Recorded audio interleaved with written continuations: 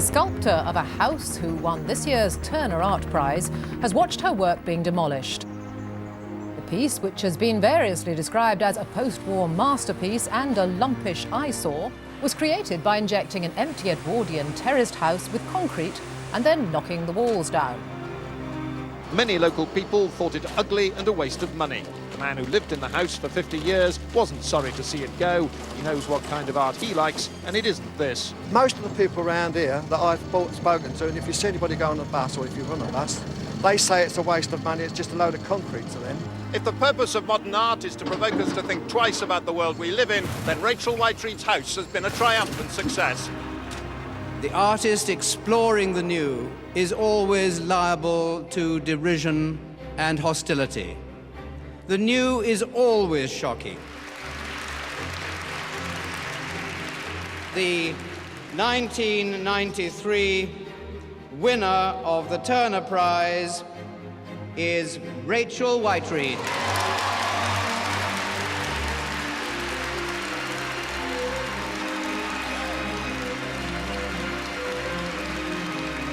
In 1993, the British sculptor Rachel Whiteread became the first woman to win the Turner Prize.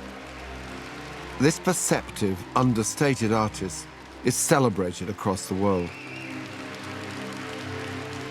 But Rachel Whiteread has always had a knack for courting controversy. On the same night that she received the £20,000 Turner Prize, she was forced out onto the steps of the Tate to accept a £40,000 protest prize for the worst artist in the world. I mean, it's quite something that the most significant work you make is about to be demolished. That you're the best artist in Britain and the worst on the same day. Yeah. And you're better rewarded for being the worst than you are for being the best. Yeah. So no wonder I'm surprised you're still with us.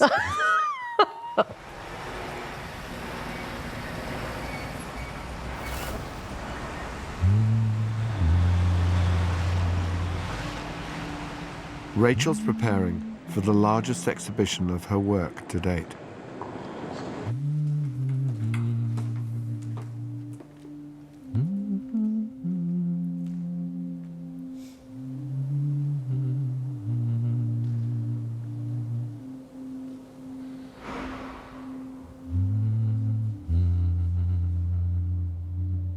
I choose things because of their kind of humbleness, really.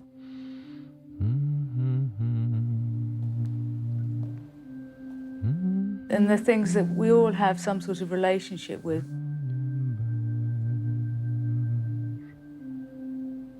It's making space real. It's kind of giving space and authority that it's never had before.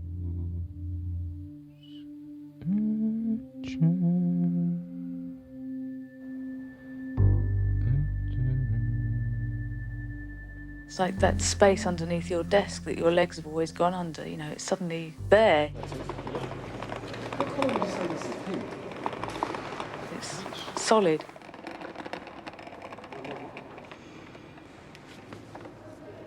I started making these pieces with the cast of the space underneath the chair.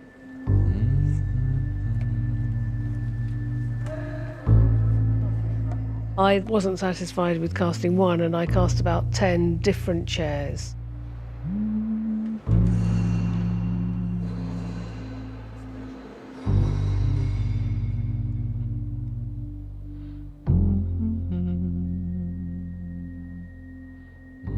I wanted to make a sort of absence of an audience.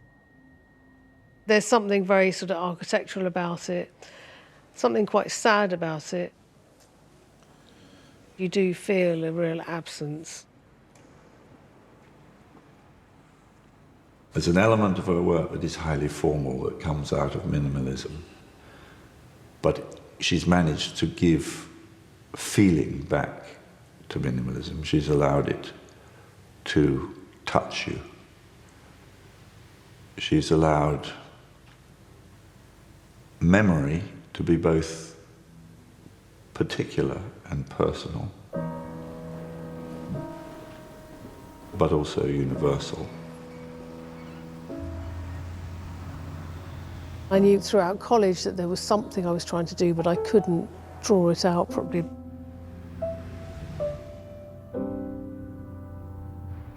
I had been thinking about my parents, where they'd come from, the kind of families that they had, the kind of furniture that they might have had.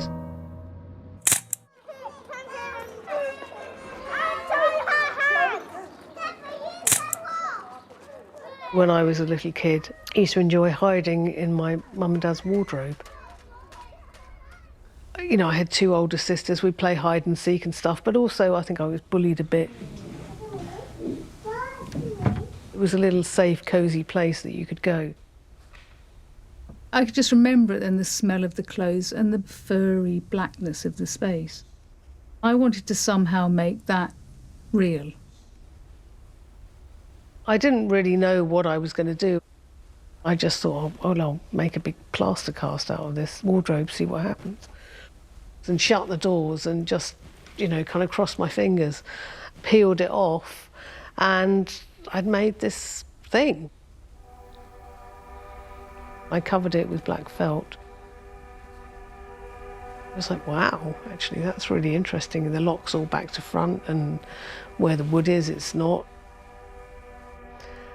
And it just felt right. It somehow felt that I'd found my place or something fitted together.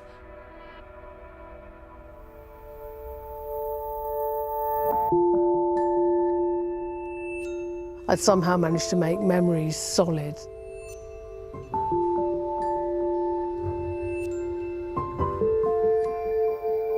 Rachel Whiteread was born in Essex in 1963, the youngest of three girls. Her father was a geography teacher and her mother an artist. It was a kind of nurturing household, but also I would say later in life I've realised probably a bit neglectful as well, in terms of just letting us get on with what the hell we wanted to do, really, and which was great in lots of ways, but I think it was, you know, there were times that were quite tough in our family. What kind of tough? My parents, you know, had moments of not really getting on so well. My mum had some, you know, she had dealt with depression quite a lot. There were trials, definitely. It wasn't a sort of idyllic, sort of unflawed childhood. Tell me about your mum then. You know, being a woman artist at that time, that was quite unusual. She was a big character, my mum, and, you know, she was, people, if they met her, they remembered her, you know. She was a feminist. Yeah, I think she was certainly a strong voice, and she was quite eccentric, and she wasn't going to be told that she couldn't do something. There was a show called The Women's Images of Men, which was selected in our basement. I'd come home from school and make coffee for all these rabid feminists who were all shouting at each other in the basement. And there was some terrible work. Even I remember as a kid looking at this thing and thinking, blimey. But there were some great things as well. I always feel very grateful to her and her generation for having stuck their necks out to make it possible for my generation to do what we do.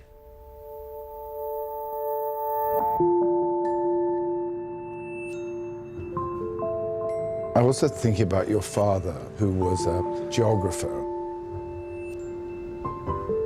When I was a little kid, our back garden was a massive field, and beyond the back garden there was a Roman road, which I always remember as being one of the most exciting things.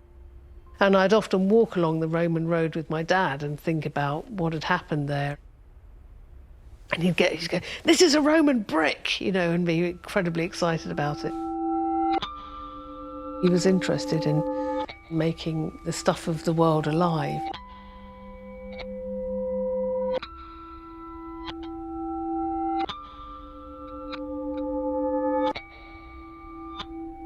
We'd go on these sort of family Sundays to Victorian waste tips and get entire dinner services.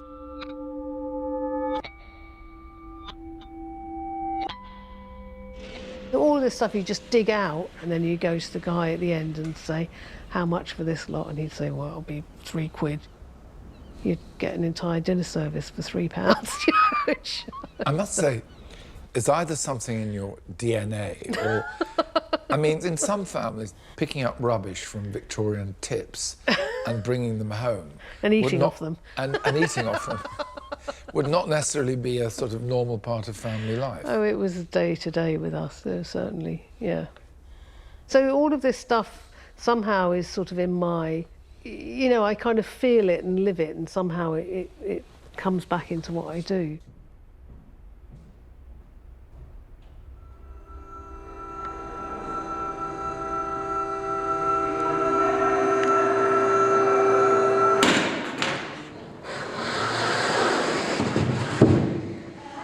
I kind of recall that your father laid the cement floor in your mother's studio. Yes, and I helped. I would mix concrete and carry buckets of concrete down, and I was only 10 or something. Yeah, but I really enjoyed doing it. Yeah. My dad was no real genius at making things. His father had been a carpenter, and he had some sort of skill that he'd learnt from his dad.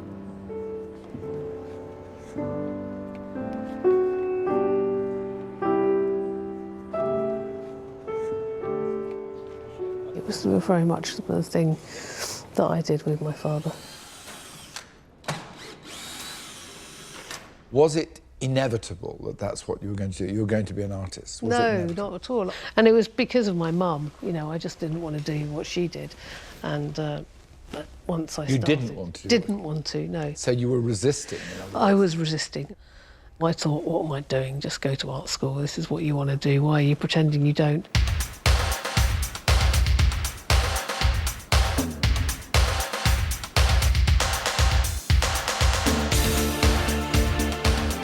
So you're 18 years old, you leave home, and then you go to Brighton to study at the Poly. I noticed you're not making sculpture. Yeah. When I was at Brighton, I properly painted in my first year. Second year, I was sort of getting bored of the edges of paper and canvas. Now explain this to me.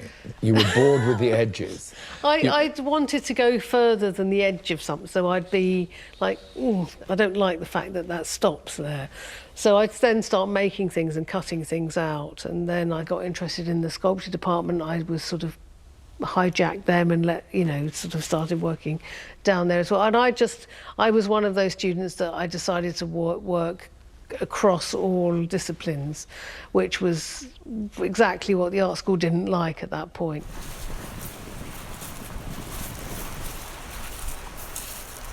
It's a great town to be at college. I'd go for these walks on the beach and I'd pick up what I'd call found lines.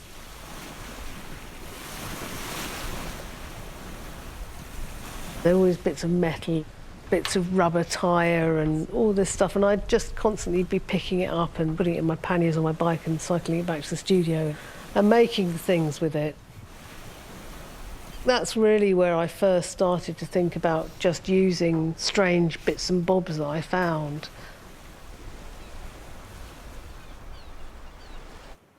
Oh, well, very often go for the ugly object, the thing that no one else would want. That would be my preference. Yeah. The Tate exhibition will trace Rachel's work over 30 years, starting with 4 pieces she made for her first solo show in 1988. Everything that I've always used has been second-hand, and there's nothing more seedy, really, than a second-hand hot water bottle.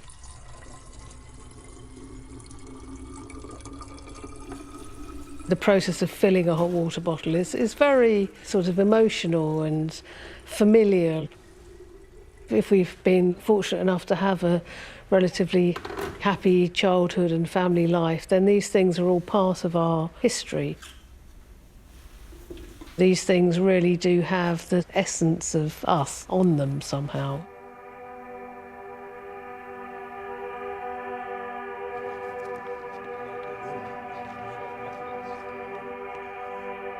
Casting the space inside a cupboard under a bed, it's interesting that all this happened at a time when your father was terminally ill. There was definitely a sadness within me that I knew my father was dying. You know, he was gradually sort of slipping away. A lot of the work had been incubating, really, throughout that time. The piece that was most to do with that was the cast of the space underneath the bed. People have said it was the bed that I was born in, it was a bed that my father died in, it was, you know, everybody wants to have a, you know, it was a bed. That moved me, that idea, because actually I do recall Hiding under a parent, and it's a very early memory for just about everyone. And it's the claustrophobia, it's the smell of the Hessian, it's the dust. It's the space you never think about. Rachel had been channeling her energy into small, neglected objects. But for her next project, Ghost, she looked beyond the object to the space that surrounds it. It's like every room I've lived in. You know, it's like the room I was born in. It was like... And when I left home, moved to Brighton, I had it was virtually exactly the same as the first room I had when I left home. There had to be a fireplace, a door, a window, cornicing and skirting boards. There were these 5 elements that it had to have.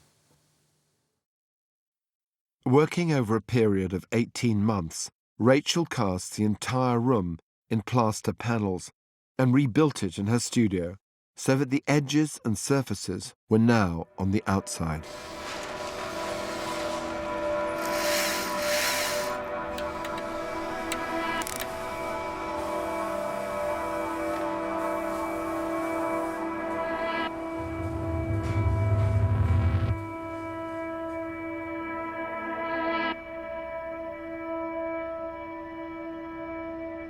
It was, she said, as if she'd mummified the air inside the room. Ghost says everything, and Ghost is a linchpin in the development of what sculpture can do. Making material out of the immaterial, making the intimate monumental, making the private palpable. That somehow here is this space that has become an object. I mean, that itself is an extraordinary idea. I've been using plaster for years now. It's incredibly sensitive and will pick up the minutest detail and colour, so the surface of it, to me, feels like a kind of fresco. It's picking up traces of former lives that people that lived in there. We think of the rooms that we live and eat and talk and die in as a result of the confrontation with Ghost. Ghost was bought by Charles Saatchi. He showed it alongside Damien Hirst's Shark in a small show that first coined the term YBAs, Young British Artists. Rachel emerged at the very moment when the phrase young British artists was applied to every artist aged 25 to 35 who was working in Britain.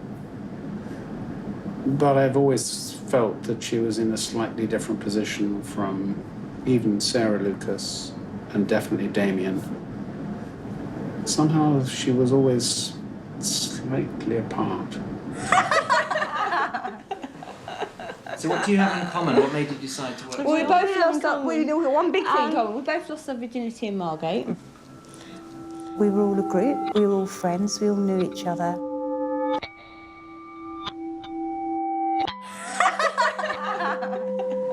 We'd been swimming in London, and Rachel and a few other people came round to my flat at 7 o'clock in the morning, and we carried on drinking.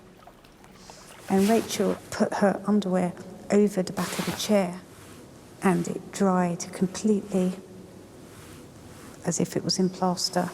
And I always remember thinking that I had a small Rachel Whiteread. But Rachel's a really good example of why the YBA thing wasn't actually genuine and real.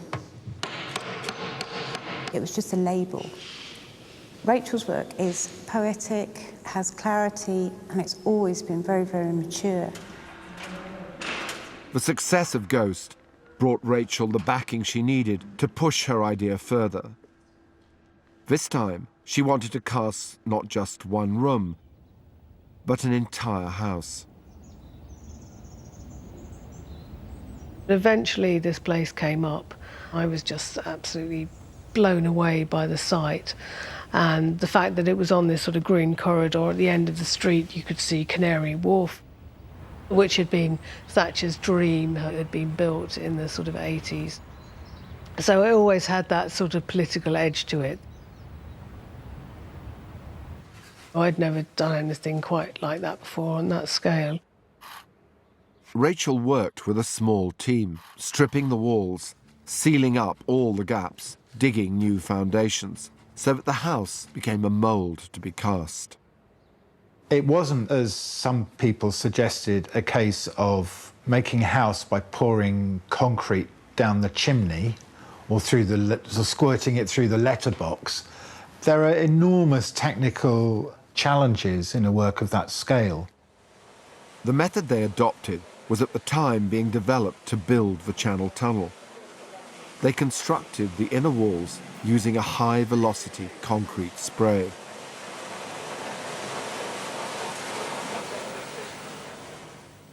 It was beyond a challenge. No one's ever done anything like that. And she was really young then. She was only about 29 when she took that project on. I really had utmost respect for her. It had taken 3 months, but gradually the structure of the original house was peeled away. On the 24th of October 1993, the sculpture was revealed.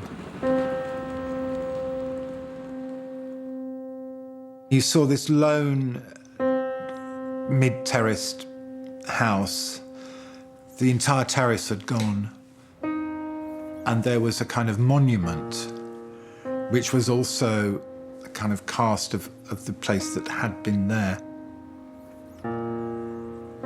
You imagine the life that went on. The shouts from upper windows for the kids to come in, time for their tea.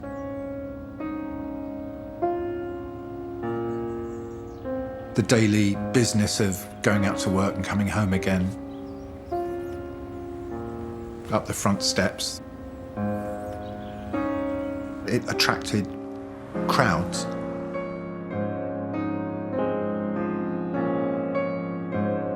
People flew into London, particularly to see it. They would get in a cab at Heathrow and say, "Take me to house," and the cabbies would know exactly where it was. But at the same time, there was a sort of animosity towards it. The fact that something that was treated with such respect could have been made really on the back of an ordinary East End working class house struck some people as insulting in some way. They felt that, like a lot of contemporary art, it was pulling the wool over their eyes. I do like sculpture that looks like what it's supposed to be. I quite like this behind us. I certainly don't think it would be improved by having it inside out. She told me that she'd sat at the end of the road in a car with a newspaper in front of her face with a couple of holes poked in it so she could watch anonymously what was happening. And I think she was pleased, obviously, but aghast and perhaps a bit terrified of the kinds of attention it had.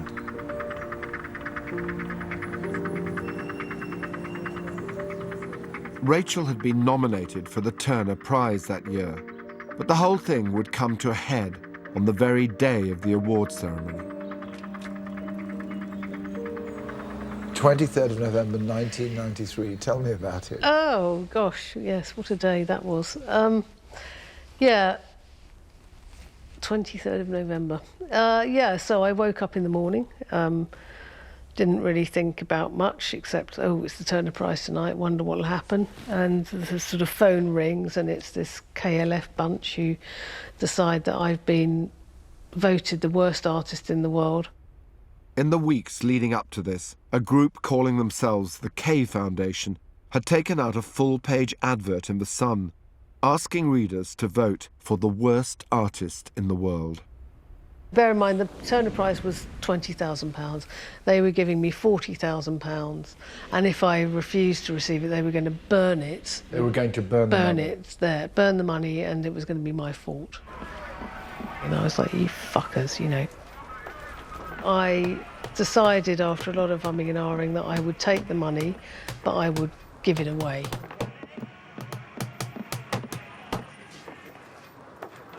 All of this was going on. I was beginning to get a bit of a nervous wreck.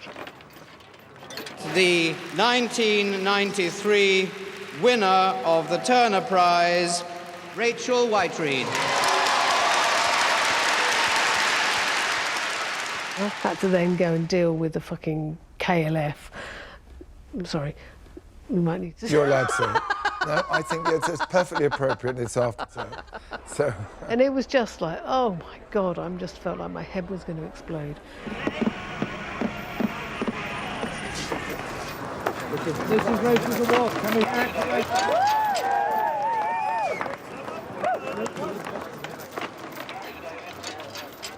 And on that same night, when she won the Turner Prize, a vote was taking place to decide whether House would be granted a stay of execution to spare it from planned demolition. I mean, making House was really stressful, and then everything that went with it was very stressful. And the fact that I never really saw it in a way, because I made it and then there was this whole circus around it and then we pulled it down. I was there for the demolition. Oh, yeah. Was it? Quite heartbreaking, really. Yeah, heartbreaking. I was quite unwell for a few months afterwards.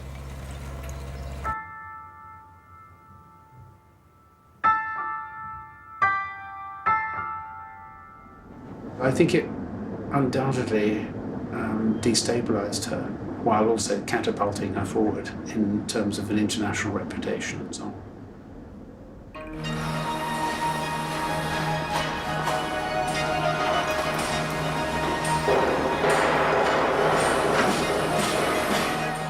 The Berlin Wall fell in the final weeks of 1989. Soon after, Rachel and her husband, the artist Marcus Taylor, came to live in the city. A lot of East Germans had moved over. There was unrest. People were suspicious of one another, I would say. And it made me think about what it must have been like, you know, during the war.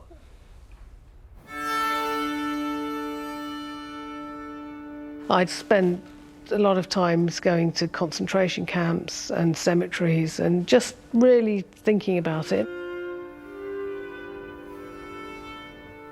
In 1996, Rachel entered a competition to design a Holocaust memorial for the city of Vienna. Her idea then was a sort of ghost library, rows of books cast in concrete with their spines turned inwards.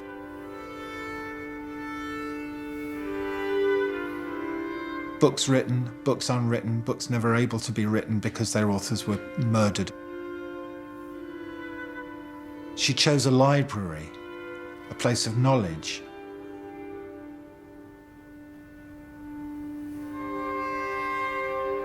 And it won. How did you feel? Totally terrifying.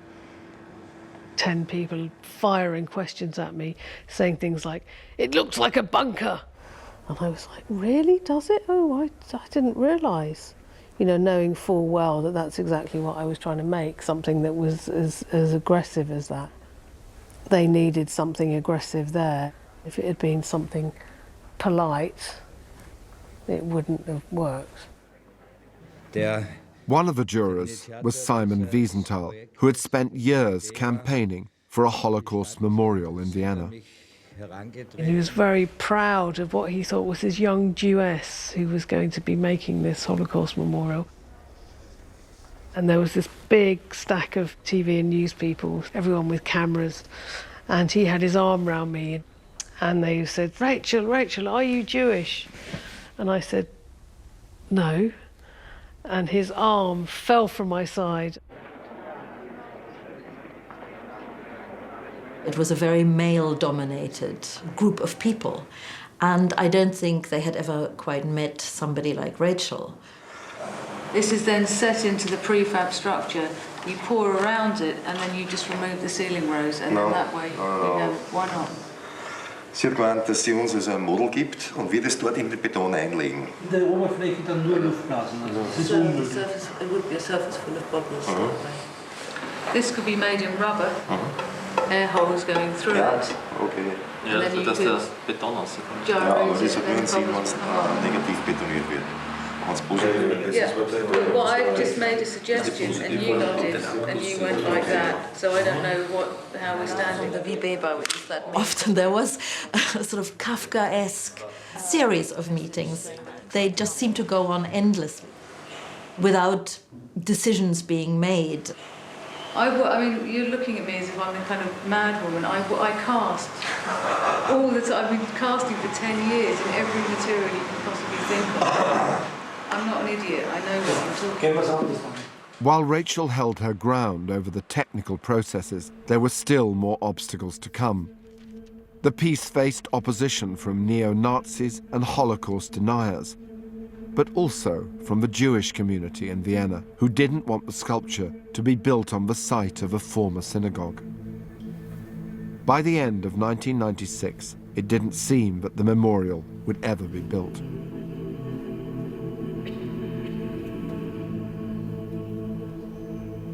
The theme of the book continued to haunt Rachel as she diverted her energy in a new direction. I've been neurotically making book things because I haven't been able to finish it in Vienna.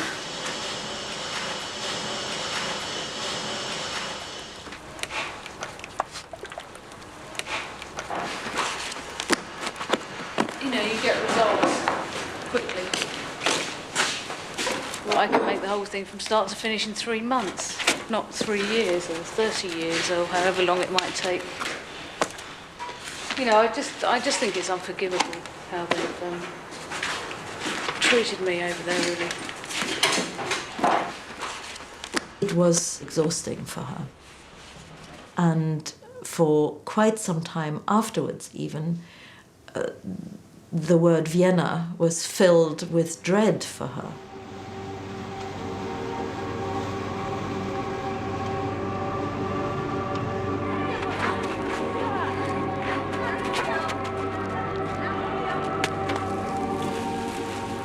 When, in the summer of 1997, Rachel took on the British Pavilion at the Venice Biennale, she showed a room filled with absent books.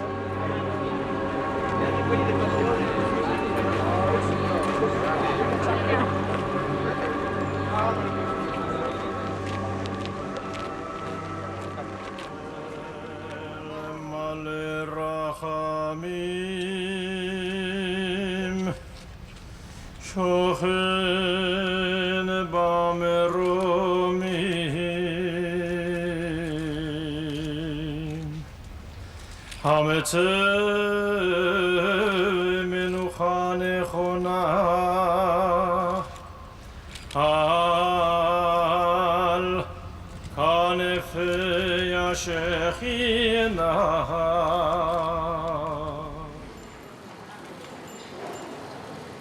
had been 5 years in the making, but Rachel Whiteread's Holocaust Memorial had finally won over its detractors, including Simon Wiesenthal.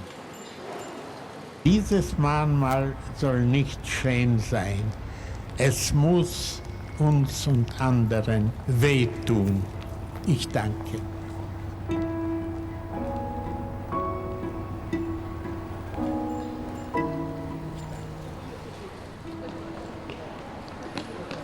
Right in the heart of the city of Vienna, you have this oasis of calm, of silence, of contemplation, of reflection, and it is completely carried by this memorial. I'm really proud that it's there. It is doing its job very well. But it wasn't a joyful experience.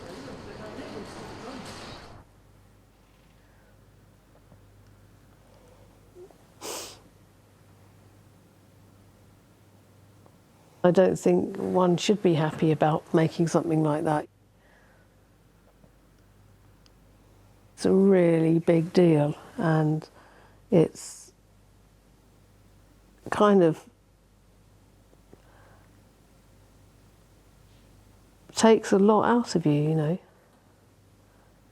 You just have to be, you know, well emotionally equipped to do something like that. And over the years, I've done my fair share of sculptures that have taken a lot out of me, to be honest, you know, and made me quite unwell. You know, sort of a bit too sensitive sometimes for these things. Yeah, they can leave big scars.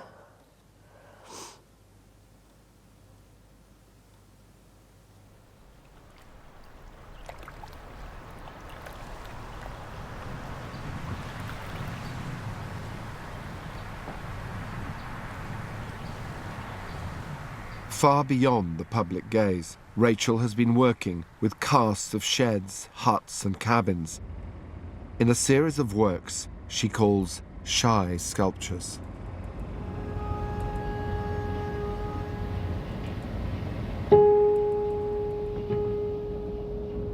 They exist more as mental sculptures than physical ones.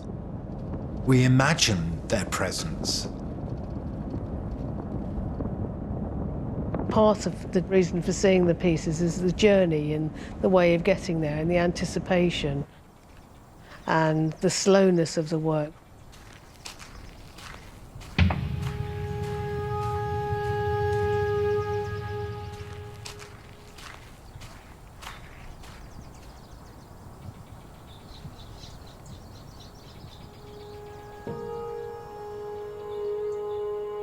We all want now a sort of instant hit from everything that we see and do.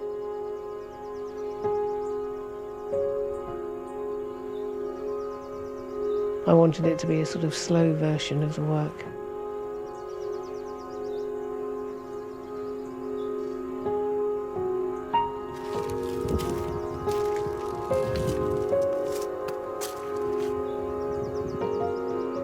I do very much like the idea that somewhere in the Mojave Desert is a Rachel Whiteread sculpture that hardly anyone will ever see.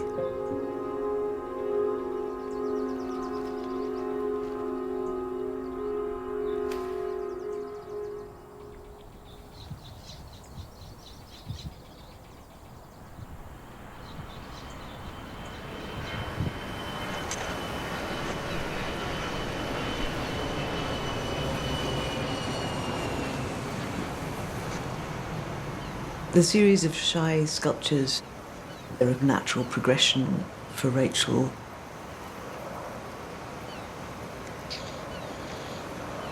cabin on Governor's Island looks over the scene of 9/11. So it's both a very gentle sculpture, shy sculpture, sitting in a very unassuming landscape that you might come across, but the position she's chosen is quite resonant, and I think probably as close as she would want to come from making an actual monument to 9/11. It's situated looking straight out to the site of where the Twin Towers were.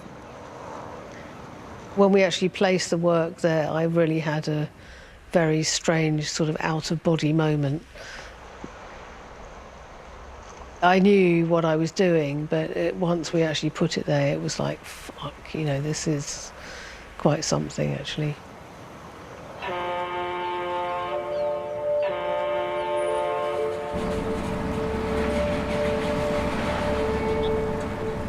This wasn't the first time that Rachel had made work in response to the streets of New York.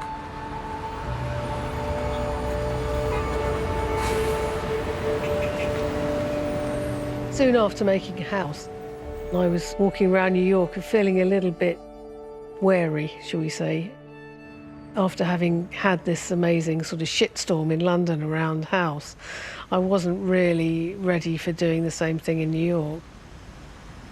And I just couldn't contend with the street in that way. And eventually just started looking up. I had always noticed the water towers. It was one of the things that struck me. I remember sort of thinking about them as part of the furniture of New York. And then I thought, wow, you know, if you cast that in resin, you could make like this jewel or like a diamond that sort of pings in the sky there.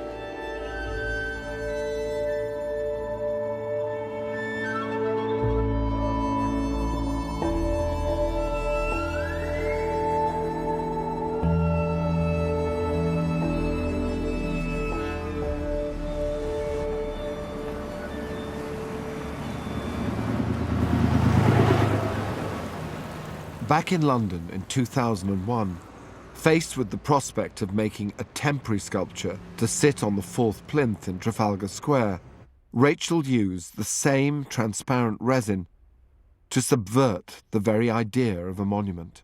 When I was asked to do it, I was just wanting to make something that was a pause in the middle of London. It was a very complex and expensive pause. Why was it so difficult? No one had ever cast something that big in resin, so you just didn't quite know what was going to happen to it. The heat generated whilst making the material makes it very unpredictable. Endless problems. It was just a pain to make. I've never seen a crack in any of our stuff before today.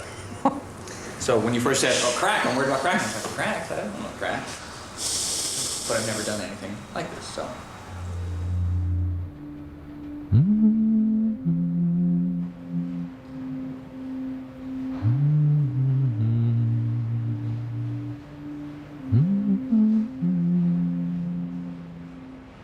If you've been wondering what's been kept under wraps in Trafalgar Square over the weekend, and haven't we all, today the secret was revealed. A new piece of public art. It's designed to bring a moment of peace to the bustle of central London. It's also the biggest object ever made from resin. It weighs 11 tons, and it's a mirror image of the plinth it stands on.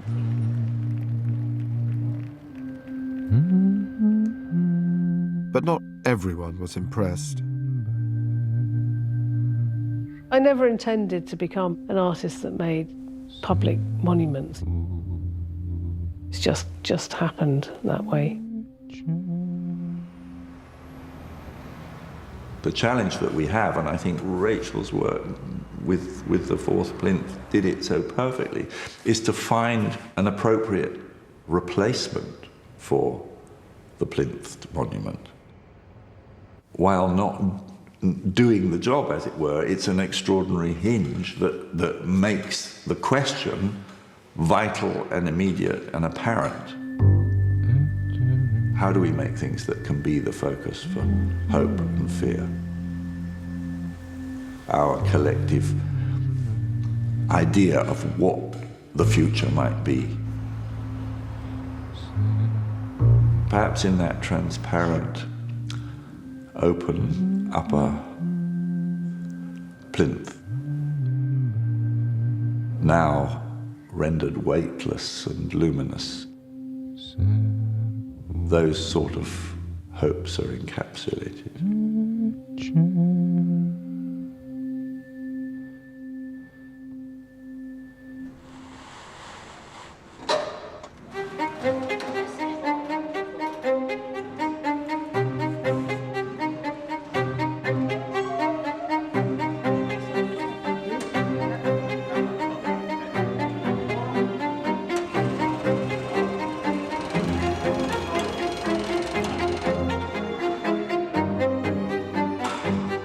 Now, at the same time that you're making these public sculptures, you're also making casts of your own home, the building you were living in. We found this building in Shoreditch. It had originally been a Christian church, then it was a synagogue, then it was a textiles warehouse. It's one of those buildings that had just been left for years and years and years. No one had really paid it any notice whatsoever. And I was interested in the sort of nothing architecture, the nothingness of it, really. And I wanted to make that concrete. So what I'm standing in now is the staircase that's going to be cast. I had to make decisions about how high it was, where walls ended, where things began, where things stopped. So this is essentially what this is. This will be blocked off, and this area will be blocked off. So this will be a big white solid going down here, around the corner, and then some spaces underneath it will also be cast.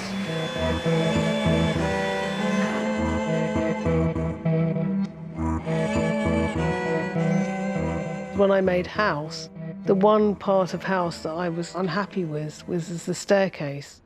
Because when I cast it, what I'd actually done was cast around it, and you just had this sort of wooden spine. I never felt that I'd resolved it properly. So in the way that I do things, I thought, well, I know, I'll make 3 of them. Yes. So explain this to me. This is a staircase. So it's, if you imagine it that way up. Oh, yes, of course, yeah. So they're the stairs that you walk up. Yeah.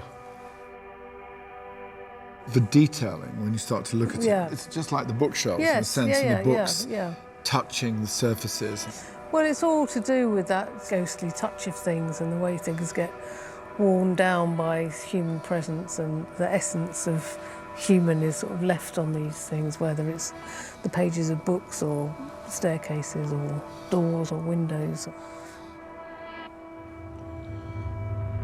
What's going on in your own life at that time? 2001, I was thinking about becoming a mum, actually, which eventually happened, and that's been a really amazing part of my life. It's been a juggling game, and but we've got through it. We've been together for nearly 30 years, Have you really? Yeah, yeah. Over 30 years, actually. Oh. Did your work change at all when the children arrived? I mean, you've always been drawn to make things from the stuff of everyday life. It was really got into colour for a while, and it's sort of colour and domestic rubbish, really, were the 2 things I was playing with. And maybe that's something that was from the kids, there was more colour about, when the kids arrived, all their plastic crap comes with them, and you have, your house becomes a sort of different place, a different landscape of things. And you made that rather beautiful piece with the cast of, wasn't it the inner tube of a toilet roll?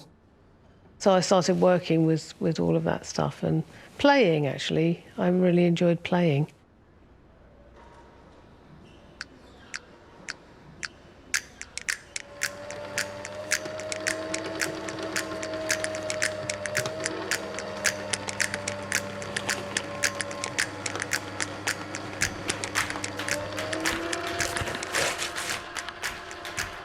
Rachel's latest work takes a more destructive approach to the stuff of everyday life.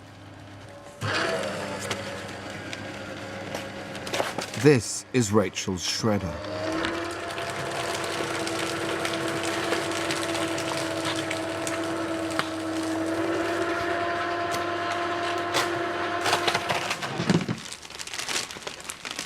When I moved studios, it was a kind of rush, and I just couldn't get my head around throwing everything away. So I took an awful lot of stuff with me and then went through all of my cabinets and then started shredding it all. I bought 3 different types of shredder. And 3 different types of shredder? Yeah, the ones that had long, some that cross-cut and some, so you could make a different sort of texture.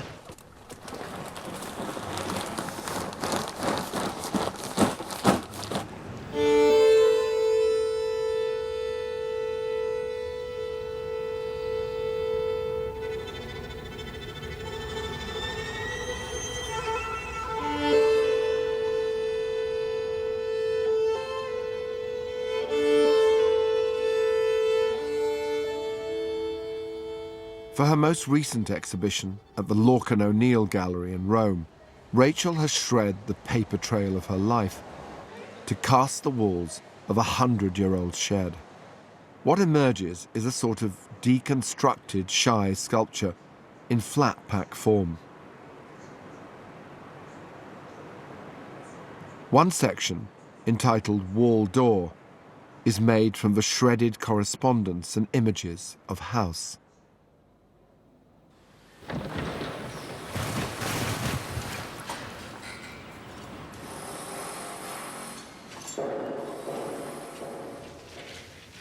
Others are made from whatever came to hand. So this is called Wall Apex, and this is cast from with all sorts of different. You can see, look, some tomatoes there. Really? Yeah, bits of tomato. If you really sort of look across the surface, you can pick out words. Period, sweet, inexquisite, something it says there. There was an antique furniture catalogue that I had that was shredded. You can recognise? I can recognise what that was, yeah. It's very... well, someone said it's very sort of Proustian, but I think it's more OCD than that, actually. So do your family come and say, where's my... Where's my maths homework gone? Yes.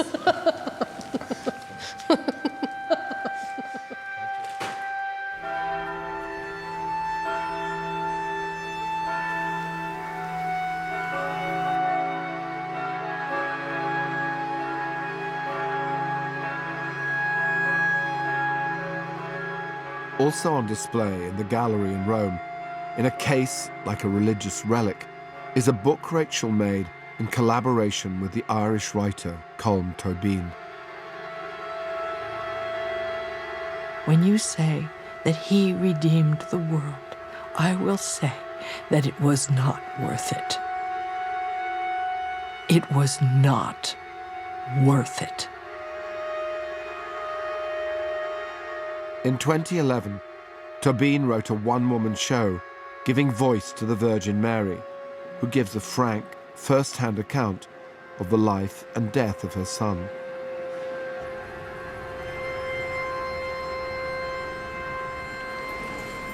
Colm approached Rachel to create images to accompany the text. I mean, the reason why we went to see Rachel was that there are very ordinary things in this text to do with the Virgin Mary. She's a human before she's anything. She's living in a domestic space before there's anything.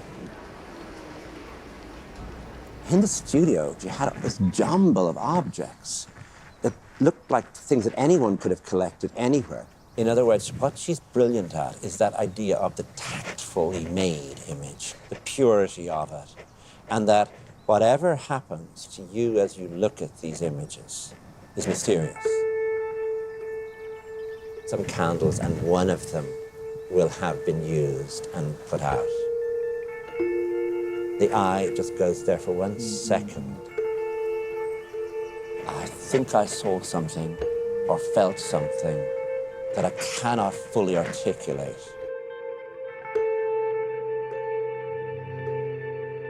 These are the cheapest things, you know, enamel, water.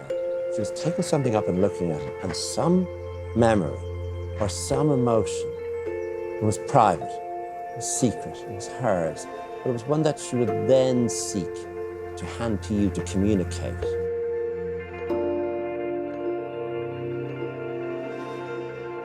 Everything that's used in the book, you know, they're all things that are very much a part of our everyday lives. Things that mean something to me, you know, for example, my mother's shoes are in it. There are some chairs that I bought with my husband over the years. There are candles that I bought at a jumble sale about 30 years ago. There are things in it that I've had forever in the studio and have never really known what to do with them. Memory fills my body as much as blood and bones.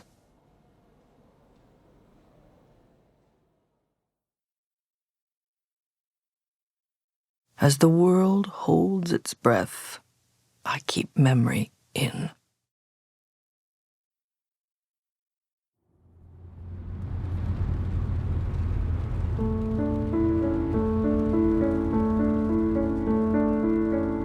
When I was a little kid, I remember so clearly going to the Museum of Childhood.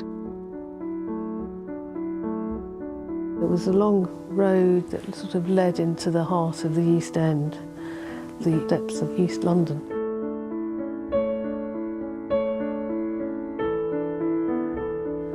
And I just can so remember that feeling of being all excited, seeing all these dolls' houses and being totally amazed by them.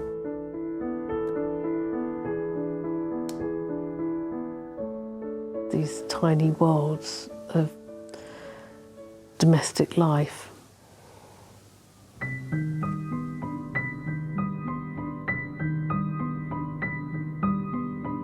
And then I can really clearly remember the journeys back taken along this road again, and the night time and the sort of autumnal skies and the night drawing in early and counting the lights along the dual carriageway. I always remember was, you just get sort of mesmerised, as you only can when you're a kid. Literally count the lights for sort of 25 miles.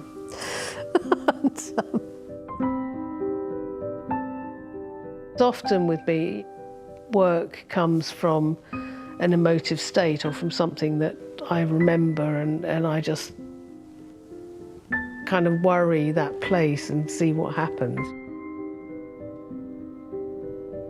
I started to collect dolls' houses and just building with them, almost like building blocks.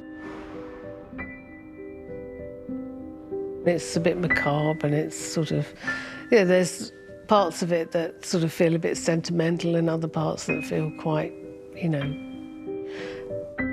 nightmarish.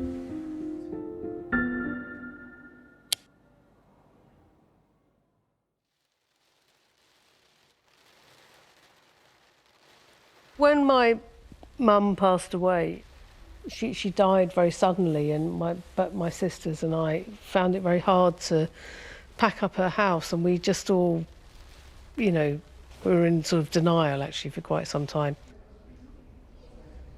We sort of started in the basement and worked up. There was this box, and I just kept it. My sisters were like, chuck that away, and I was going, no, I'm going to keep that, And when I was asked to make something for the turbine hall, this box just kept niggling in the corner of my eye. It was there and going, look at me. And I decided that what I wanted to do was to cast, thousands and thousands of boxes.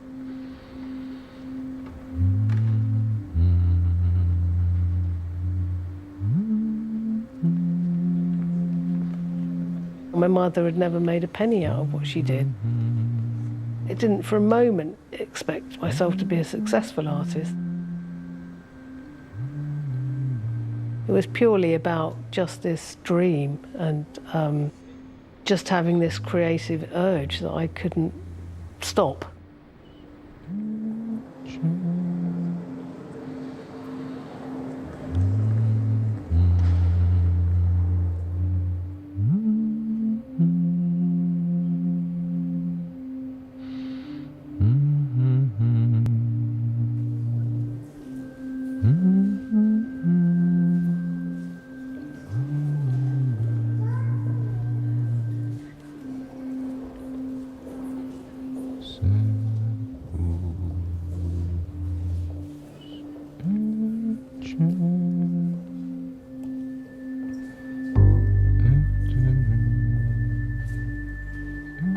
It's very bodily, which I'm very surprised at. Because they have a kind of very organic feel to them, and I really like that, yeah, their softness. I think my favourite piece is the bookshelf one. This ghostly bookshelf where you can see the imprints of each page, and it's really quite magical. Seeing like a mattress by itself kind of says abandonment, not rejection, but loneliness.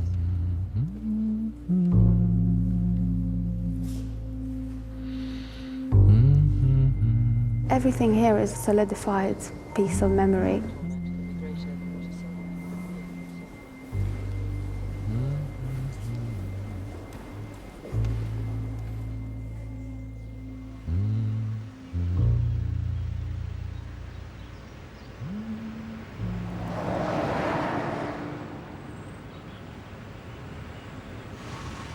In a way, it's still there.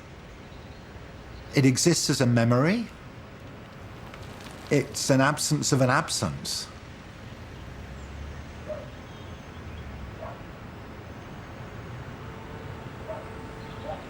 Even when I pass, as I frequently do, that point between Roman Road and Globe Road, and I can never pass without glancing back, just in case it might be there again.